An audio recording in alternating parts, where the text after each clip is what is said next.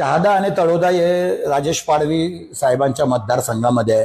राजेश पाडवी साहेबांच्या आणि आमची बोलणी सुरू आहे, अजून निर्णय झालेला नाही. नवापूरमध्ये यांचं काहीच नाहीये. नवापूरमध्ये गावित परिवाराचा बंडखोर उमेदवार होता, भारतीय जनता पक्षाचा उमेदवार नव्हता. उलट युतीचा अधिकृत उमेदवाराच्या विरुद्ध यांनी दरवेळेला बंडखोरी केली आहे. युतीचा अधिकृत उमेदवार होता आमशादादा पाडवी, तिथं हिना गावित यांनी बंडखोरी केली. युतीचा अधिकृत उमेदवार होता भरतदादा गावित, तिथंही शरद गावितांनी बंडखोरी केली. आणि त्याच्यामुळे या परिवाराला बंडखोरीची यांच्या पुरतं यांचं राजकारण आहे. हे पक्षभिक्ष काहीच मानत नाही.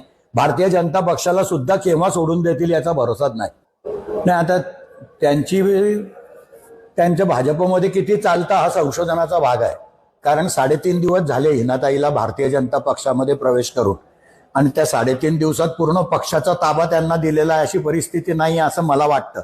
आणि म्हणून जी भूमिका असेल त्या भूमिकेशी आम्ही तयार आहोत. आमच्या बरोबर आला तर स्वागत, नाही तर त्याच्या विरुद्ध लढायची तयारी आहे आमची.